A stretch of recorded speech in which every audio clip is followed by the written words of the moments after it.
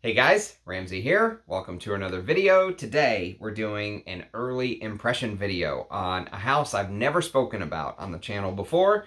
And as you guys know, new fragrance houses seem to pop up every single day. It's unbelievable how many there are nowadays.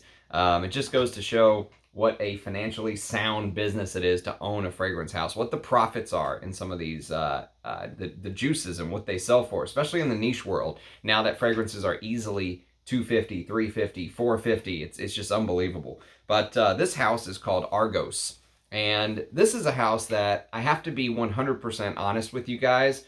I wanted to hate this fragrance house from the beginning because they are one of the, I would say, most guilty of using influencers to push their products, sending out free bottles, and you know the drill. And honestly, I can't blame the houses because it's such a practical business model for them. Think about it. They send out a fragrance that costs $30 to make to a influencer. If even one person buys a bottle, they're way ahead of the game, right? Way ahead. And if they get many people buying off of that, I mean, it's a great way to get their name out. So I can't be mad at them for that. And I am always somebody who, while I never liked that business model, I understood it, and I can't blame the houses for doing something that works, right? And the other side of the coin is, you look at some of these roses up here. There are some roses I absolutely love, right? So some of these houses that do this type of marketing, they have good fragrances. I don't want to like them, but sometimes I do, and I have to be 100% honest with you. Now, this fragrance, I'm a little bit random in when I pick stuff to talk about on the channel. There is almost no rhyme or reason to the way that I do things.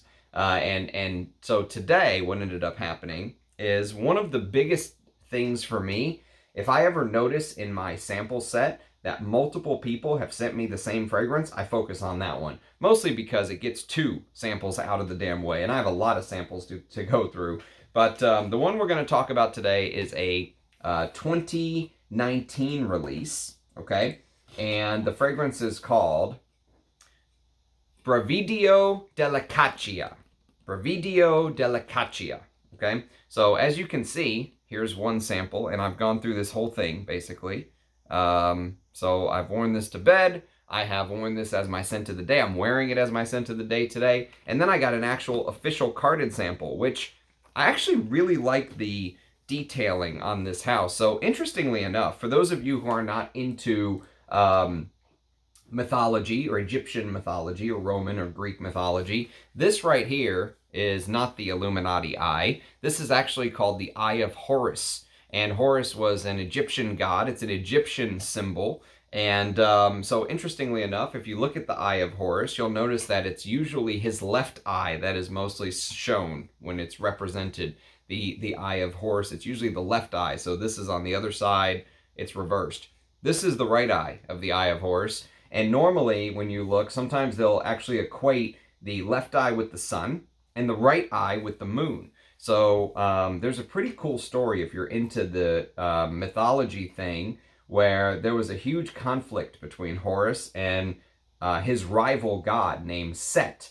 Interestingly enough, if you think about Horus's eye, one eye being a sun and one eye being the moon, there is a reason why we say that the sun set today, and it actually goes all the way back to the Egyptian Set god, who was one of the gods of violence and disorder and stuff like that. And rumor is that he actually stole the eye and destroyed Horus's eye. And another god stepped in and refurbished Horus's eye. There's all of this very cool, I would say backstory in the gods, going back to the Egyptians and Romans and Greeks and stuff like that. But I thought that was I like this symbolism, I'm not going to lie, and this is a very Roman border in my opinion. I like this. I like this a lot. I'm attracted to the romantic, style artwork, if you will. And this right here, just while we're sort of just talking about the branding from the house before we get into the perfume itself, this right here is supposed to be the hunter that stumbled upon the goddess Artemis. This is not Artemis. So sometimes you'll see like some reviewers say that this is the god of Artemis right here. It's not. So the story goes, Artemis historically has been a goddess, not a god. Artemis was a goddess.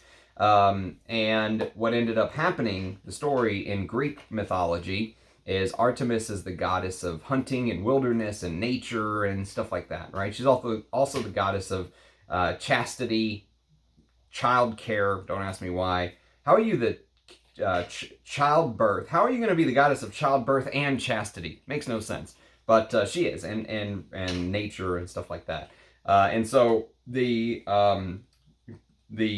tale goes that a hunter actually stumbled upon Artemis, who had quite the temper, and had an encounter with her, saw her in nature, and ended up pissing her off so bad that she basically turned him into a deer and allowed his own hunting dogs to tear him to shreds. How's that for a mythology?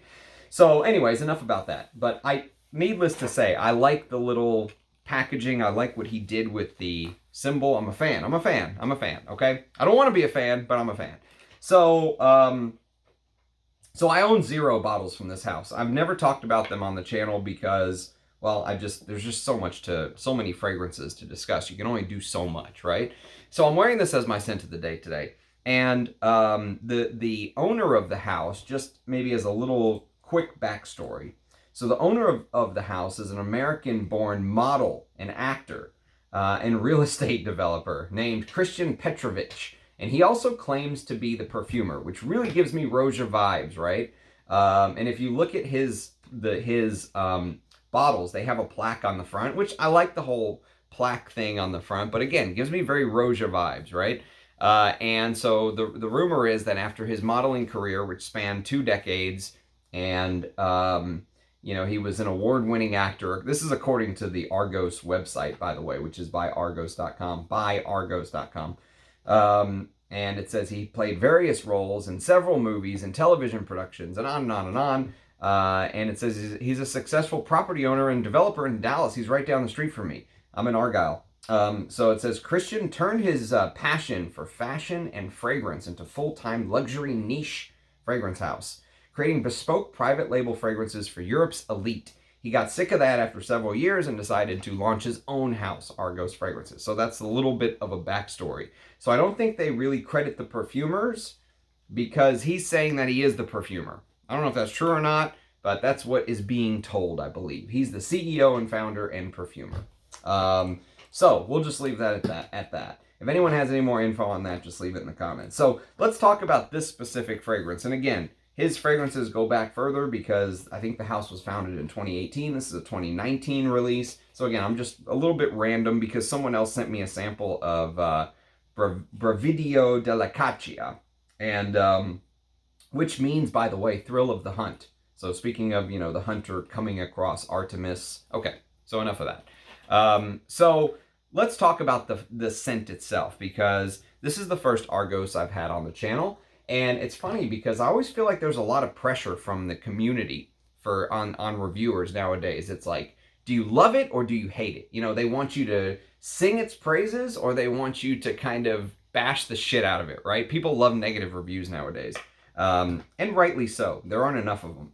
But the reality is that I think there's a lot of pressure to love or hate a fragrance. And this is a fragrance that I don't love or hate. I am kind of indifferent about. And I know that lukewarm indifference is not very interesting to some people. But for me, I have to be 100% honest with you, because when I first smelled the fragrance, the juice is okay. It's actually not bad. The quality of the ingredients smell good. They don't smell like you're smelling a unique luxury fragrance, you know, or something like that. There are some niche houses that use some very questionable, I would say, materials inside of their release. So basically what happens with this is it opens up with a slightly green and aromatic, bitter, creamy, slightly oily feel in the beginning of the perfume.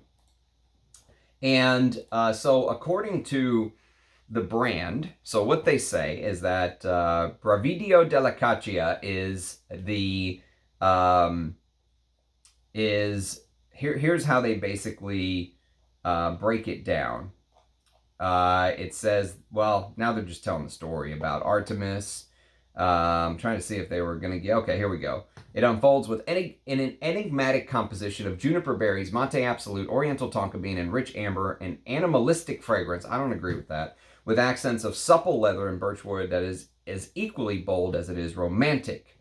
Okay, so they didn't really talk much about the fragrance, more of the backstory. But so for me, it opens up very aromatic, creamy, and slightly green. Okay. And it's almost like there's this vanilla tonka bean thing that really starts to creep up the note listing. You know, the tonka's in the mid, and it is enters the fray almost immediately, right? So what's interesting is the mate tea and the sprightly juniper berry, I think, work in tandem in the opening to really give a lot of the exotic green notes that you're smelling, but it's very tempered, right?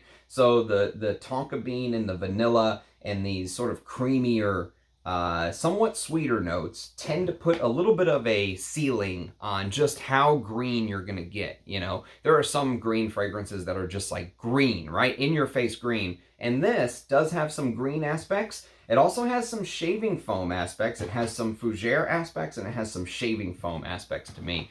And so it's almost like a modern fougere, but it's really tempered with these very modern niche notes, right? So this is a modern perfume to me.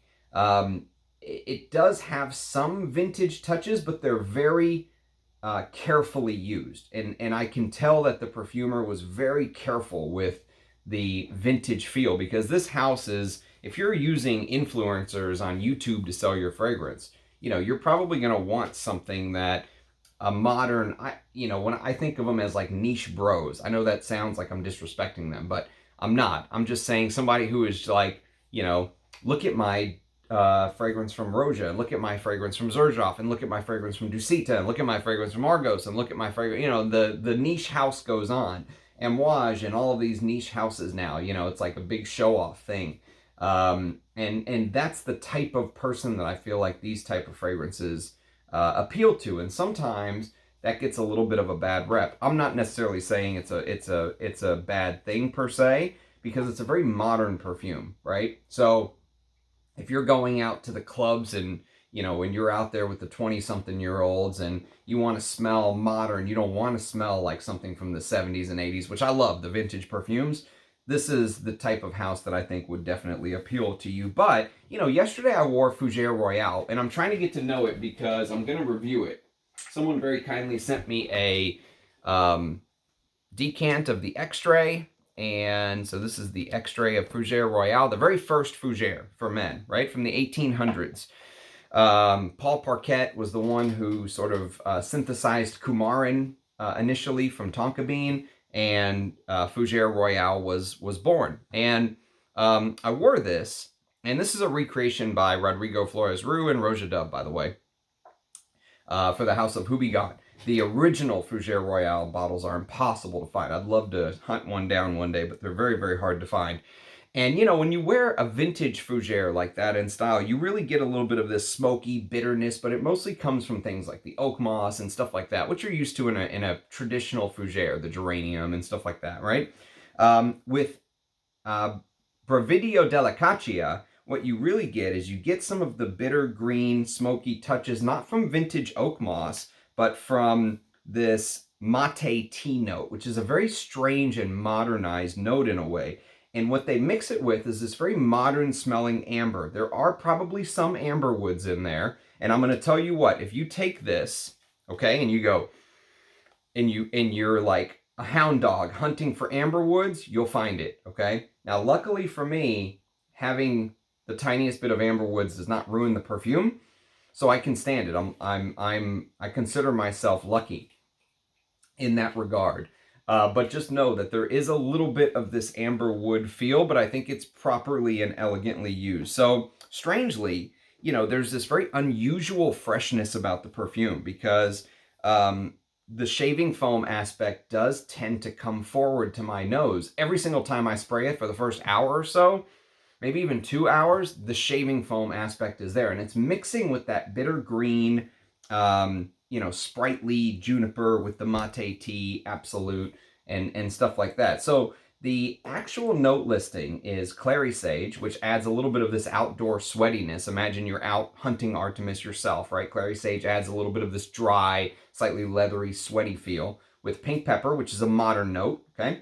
Mate Absolute, which is a note that I've talked about in a couple other fragrances previously, but it's a note that you don't always see. It's a little bit of a different, this is the note to me that differentiates the fragrance, the Mate Absolute, with juniper berries. And juniper is used to sort of spriten gin, and it has the freshening, you know, energetic-like effect to it. With tonka bean absolute, orris concrete, sweet vernal grass, which we'll talk about, amber, birch, and leather. Okay, so those are that's the note listing. And this unusual freshness from the shaving foam vibe, because remember, this is like a modern fougere, and some fougères do have a little bit of a fresh shaving foam vibe. People like talking about wearing fougères when they get a fresh shave and stuff like that, right? So there's a little bit of that in Brivido Della Caccia, and it's almost like the shaving foam fresh vibe is trying to pop through along with those green notes, and the ambers and tonka beans just kind of keep a lid on it, right? They keep it subdued into the perfume.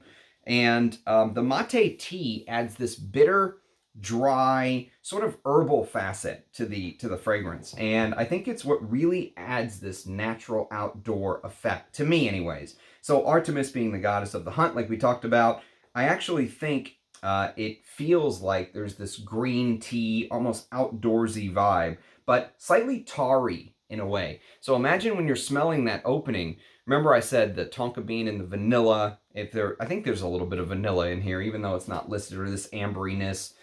Feels like it sort of climbs up the pyramid, and you start experiencing it very early on, and it sort of adds this sweetness, and it puts a lid on everything. But there also comes with it a little bit of tarriness. And you know, birch tar can sometimes come across as tarry. It can also sometimes come across as smoky.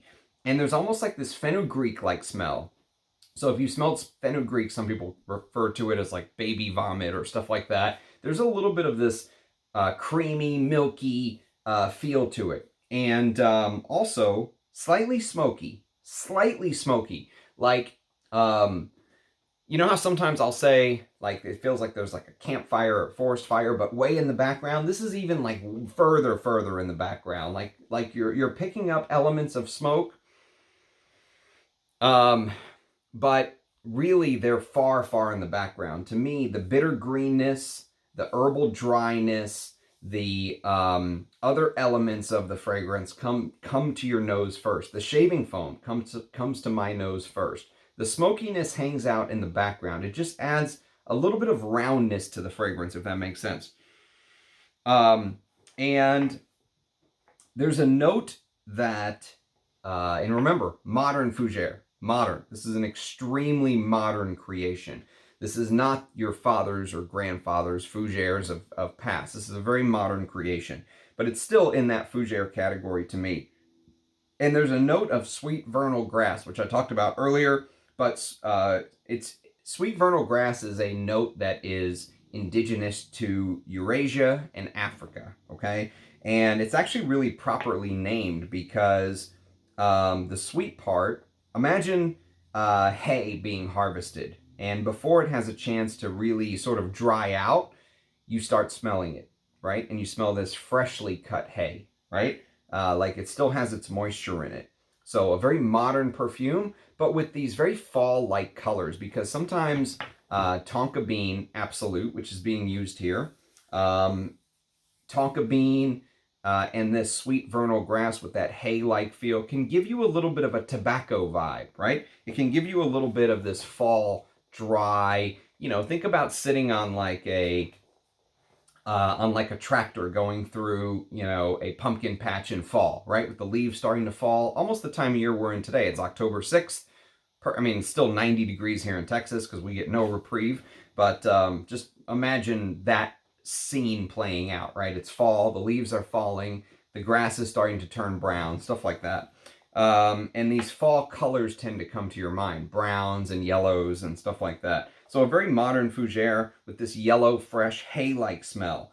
And it doesn't go all the way to tobacco, right? It doesn't go all the way to a heavy tobacco, but it gets very close. It walks the line. Sometimes tobacco and hay and, you know, this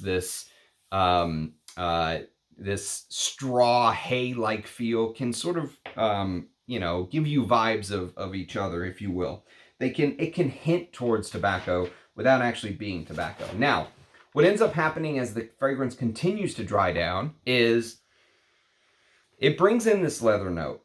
And at first I was going to say, I'm trying to be 100% honest with you. At first I was going to say, it brings in an okay leather note, but I like my leathers to be much more animalic and challenging and stuff like that. But the more the day has gone on and the more I'm experiencing that sort of slightly smoky leather from the birch tar and the leather coming together with that ambriness, that modern ambriness, I don't mind this. I really don't mind it. I don't love it, but I don't mind it. You know, it's not the type of leathers that I fall in love with, but it's very competently done, shockingly done. Okay, so now we need to talk about the biggest downside with this house, because I've been very fair on the positives. Now let's talk about the negatives. So for me, when I buy niche for one reason, and that is I want to smell something I've never smelled before. I want to smell something that's different and unique and shocking in a way, almost. I want to be shocked, right? And when you're spending $250 for 100 mil, which is exactly what I think this is, which is expensive, but it's not like, you know, it could be worse. Let's put it that way. In niche pricing nowadays, it could be worse, okay? But when I'm spending $250 for 100 mil, I want to smell something that is unique and different and challenging. And the thing about this fragrance is it instantly reminded me of another fragrance I've smelled called Memo's Irish Leather. And I talked about this fragrance on my Memo live stream, Irish Leather. I've got a spray here I did a couple hours ago on a blotter. It's uncanny how close these two fragrances are, right? So this came out in 2013 from Memo. And again, I own 0 bottles from Memo. So I own 0 from Memo, 0 from Argos. I don't rate Memo very highly, if you know sort of my opinion of the house. But I will give them credit for creating something unique. And I will dock credit from Argos for basically copying a fragrance. I mean, to Argos's credit, okay? If you made me pick one, if you said, Ramsey, pick Argos or Memo, I would take the Argos, okay? That's my opinion. I find the Argos to be more to my liking. The Memo Irish Leather, even though it smells very, very similar, there's something about the spices in the opening, and it just makes it feel just a little bit different. But God, it's so, so close. I mean, 95, maybe 97% similar. And so for me, I would go with the Argos. I think that actually fits me a little bit more. I think I would enjoy wearing Brivido, Della, Caccia. I have to look at the name every time. More than I would Italian or Irish leather, excuse me. But the fact that this is so similar to where if you go to Parfumo, someone actually says it's a clone. They say it's 100% clone. If you go to some of the videos in YouTube, and I only watched 1 or 2, they mention it. They mention how close it is to Irish leather in multiple videos.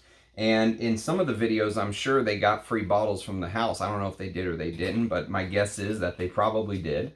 And so, you know, for me, this is one of those where it's a good enough intro to the house where I'm excited to see what else is in here, because he sent all of them to me. I've got all of the little fragrances from the house over the years. So we've got, you know, the Birth of Venus, Fall of Phaeton,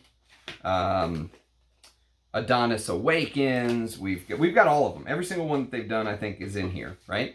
So I'm excited to check out what else comes from the house, right? And I'll do these videos on them. But would I go buy a bottle of this? No. Now, I'm not buying perfume right now, but if I could, would I go buy a bottle of this? No, I would not. I appreciated wearing Brivido Della Caccia, and I think it's a good first intro to the house. It's a good and it's a bad first intro because of the similarity to Irish leather. You know, that's not what you want out of niche. That's what you feel like maybe is getting the wool pulled over your eyes a little bit.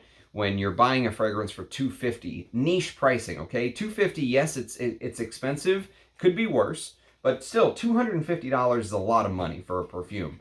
And when it smells so identical to a previous fragrance that was already put out, it almost feels like maybe, you know, and there's so much stuff out there, it's impossible for people to keep up with what's what and this, that, or whatever. So it does feel a little disingenuous.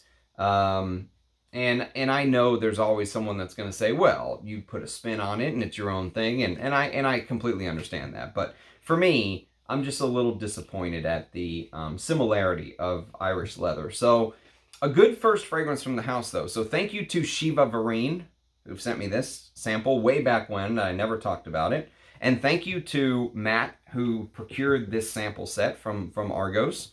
You know, I really appreciate you doing that, Matt. That really got this video. It wouldn't have happened without you. So thank you, Matt.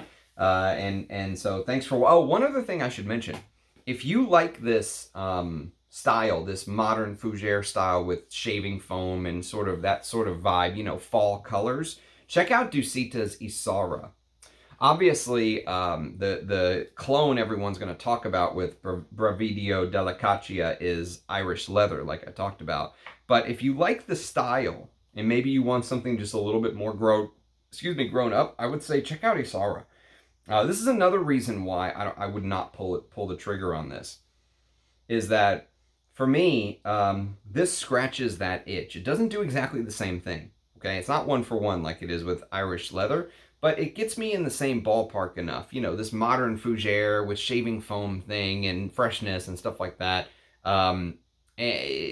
that I wouldn't go pull the trigger. But this is just a little recommendation. If you like this style, or if you like this one, check out Brivido Della Caccia. So, competently done, a good start. I'm excited to dive more into the house, which is more than you know, at first I wanted to hate it because of the whole influencer brand, but, you know, I have to judge it on its merits. So, like I said, a good start. Thanks for watching. If you have any experience with the House of Argos, or in particular the one we're talking about today, do let me know. Leave a comment. Love seeing your faces in the comments. Love the interaction. Thanks for watching. Thanks for the support. Cheers, guys, and I'll catch you next time. Bye-bye.